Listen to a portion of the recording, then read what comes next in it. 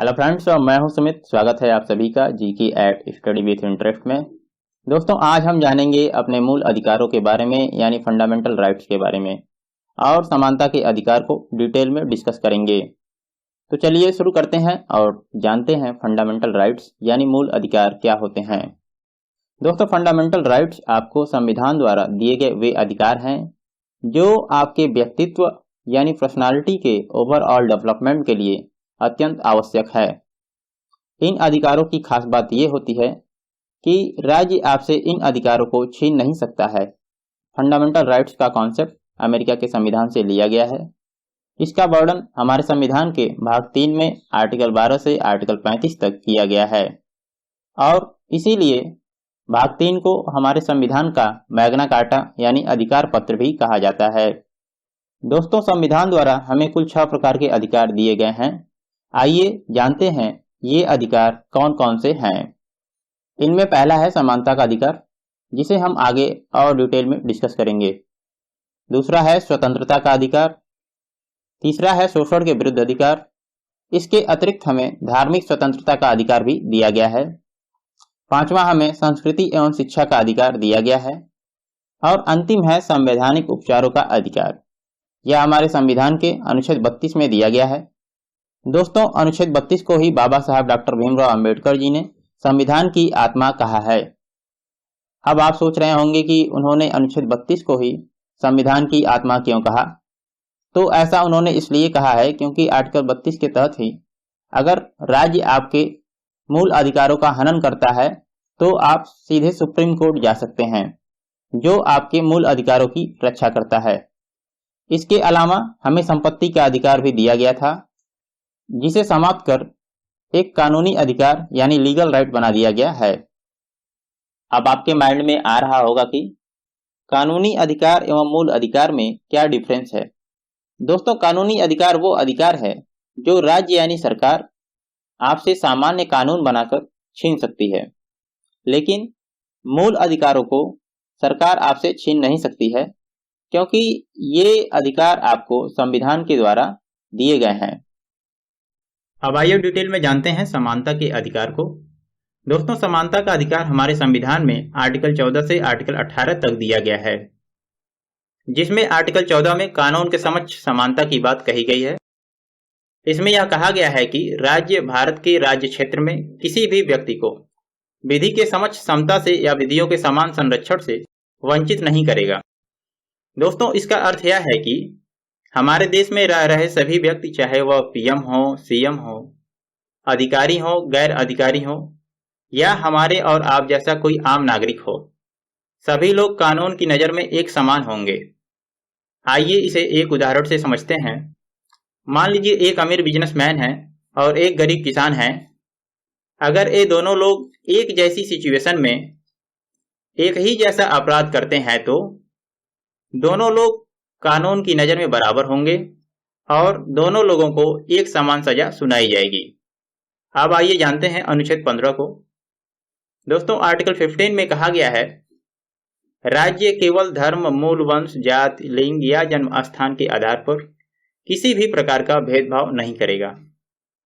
देखिए दोस्तों, इसका मतलब यह है कि कोई व्यक्ति किसी भी धर्म का हो, यानी हिंदू हो, मुस्लिम हो, सिख हो, ईसाई हो या किसी अन्य धर्म का हो, या वह पुरुष हो, महिला हो, या फिर उसका जन्म किसी भी जाति में हुआ हो, राज्य उसके साथ किसी भी प्रकार का भेदभाव नहीं करेगा। दोस्तों, आप लोगों ने अगर आर्टिकल 15 मूवी देखी होगी तो आप इसे और भी बेहतर तरीके से समझ सकते हैं। दोस्तों, इसी अनुच्छेद 15 में यह भी बहुत स्पष्ट शब्दों में कहा गया है कि केवल धर्म, मूल वंश, जात या जन्म स्थान के आधार पर किसी भी व्यक्ति को पब्लिक प्लेसेस जैसे होटल, दुकान, स्कूल, भोजनालय या सिनेमा हॉल आदि में प्रवेश से किसी भी प्रकार का रोक या शर्त नहीं लगाई जा सकती है। इसके साथ ही पब्लिक यूज के लिए बनी सड़क, कुआं, स्नान घाट, तालाब, हैंडपंप आदि के इस्तेमाल में भी किसी भी प्रकार का रोक या शर्त नहीं लगाई जा सकती है। दोस्तों, इसी अनुच्छेद 15 से जुड़ा हुआ सुप्रीम कोर्ट का एक निर्णय आया है, जिसमें महिलाओं को एक मंदिर में प्रवेश का अधिकार दिया गया है। दोस्तों, केरल में एक मंदिर है, सबरीमाला मंदिर, इसमें क्या होता था कि महिलाओं को मंदिर में प्रवेश करने नहीं दिया जाता था, जिसके विरोध में कुछ महिला संगठनों ने सुप्रीम कोर्ट में याचिका दायर की, जिसमें सुप्रीम कोर्ट का निर्णय आया कि आर्टिकल 15 के अनुसार किसी भी व्यक्ति को उसके लिंग यानी महिला या पुरुष के आधार पर मंदिर में प्रवेश से रोका नहीं जा सकता है। अब आइए दोस्तों जानते हैं अनुच्छेद 16 को। इसमें यह कहा गया है कि सरकारी नौकरियों में सबको समान अवसर दिया जाएगा। इसमें धर्म, जात या फिर जन्म स्थान के आधार पर किसी को अपात्र यानी डिस्क्वालीफाई नहीं किया जाएगा। अब आइए इसका मतलब भी समझ लेते हैं। देखिए दोस्तों, जितनी भी गवर्नमेंट जॉब्स हैं जैसे कि UPSC, SSC, banks, railway, state PSC के द्वारा निकाली गई वैकेंसी हो या फिर अन्य कोई भी सरकारी नौकरी हो, इनमें सबको एक समान मौका दिया जाएगा। हाँ, ये जरूर है, सामाजिक और आर्थिक रूप से कमजोर वर्ग के लोगों को, जिनका सरकारी नौकरियों में प्रतिनिधित्व कम हो, उनको सामाजिक व आर्थिक रूप से बराबरी में लाने के लिए राज्य उन्हें सरकारी नौकरियों में छूट दे सकती है। दोस्तों, इसी के तहत एससी, एसटी, ओबीसी, ईडब्ल्यूएस एवं महिलाओं को मुख्य धारा से जोड़ने के लिए उनको सरकारी नौकरियों में छूट दी जाती है। अब अगला है अस्पृश्यता का अंत, जो कि आर्टिकल 17 में दिया गया है। इसमें यह कहा गया है अस्पृश्यता का अंत किया जाता है और उसका किसी भी रूप में आचरण निषिद्ध किया जाता है। अस्पृश्यता से उपजी किसी निर्योग्यता को लागू करना अपराध होगा, जो कि कानून के अनुसार दंडनीय है। दोस्तों, अस्पृश्यता जैसी सामाजिक बुराई हमारे देश में बहुत पहले से चली आ रही। इसके अंतर्गत क्या होता था कि कुछ लोगों के साथ उनकी जाति के आधार पर छुआछूत व कई अन्य भेदभाव किए जाते थे। इसको दूर करने के लिए डॉक्टर भीमराव अंबेडकर, ज्योतिबा फुले, पेरियार एवं महात्मा गांधी जी ने काफी संघर्ष किया। इसी प्रकार हमारे संविधान निर्माताओं ने भी इसका अंत करने के लिए आर्टिकल 17 के तहत अस्पृश्यता के अंत को ही एक फंडामेंटल राइट यानी मूल अधिकार बना दिया और अब किसी भी रूप में जाति के आधार पर छुआछूत यानी अस्पृश्यता का प्रैक्टिस करना एक दंडनीय अपराध है और अब कोई भी व्यक्ति ऐसा करते हुए पाया जाता है तो उसके खिलाफ दंडनीय कार्रवाई की जाती है। दोस्तों, इस फंडामेंटल राइट के प्रोटेक्शन के लिए कई कानून बनाए गए हैं, जिसमें से एक एससी एसटी एक्ट भी है। अब आइए दोस्तों जानते हैं अनुच्छेद 18 को। इसमें एबॉलिशन ऑफ टाइटल्स यानी उपाधियों के अंत की बात कही गई है।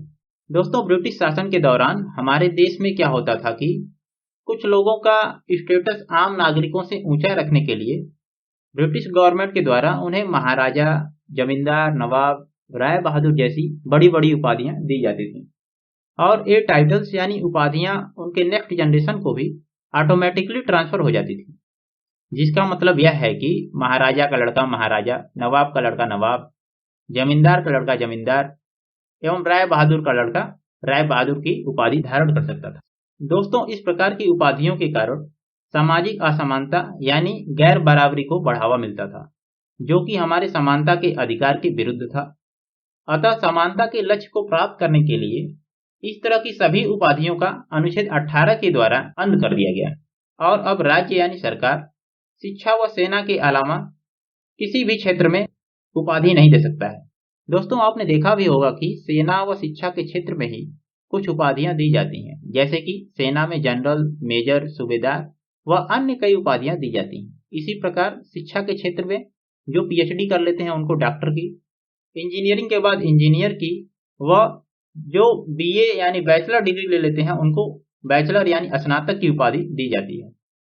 दोस्तों, इसी आर्टिकल 18 में यह भी कहा गया है कि भारत का कोई भी नागरिक किसी विदेशी राज्य से कोई भी उपाधि स्वीकार नहीं करेगा और इसके अतिरिक्त मान लीजिए कोई व्यक्ति भारत का नागरिक नहीं भी है और भारत सरकार के अधीन कोई लाभ या विश्वास का पद धारण किया है तो वह बिना राष्ट्रपति के परमिशन के किसी दूसरे देश द्वारा दी जाने वाली उपाधि को ग्रहण नहीं कर सकता है। दोस्तों, आप लोगों ने वीडियो को लास्ट तक देखा, इसके लिए आप लोगों का बहुत बहुत धन्यवाद। अब दो काम आप भी कर लीजिए। पहला, हमारे चैनल को सब्सक्राइब कर लीजिए। दूसरा, अगर आपको हमारी ये जानकारी अच्छी लगी हो तो इस वीडियो को लाइक कर दीजिएगा।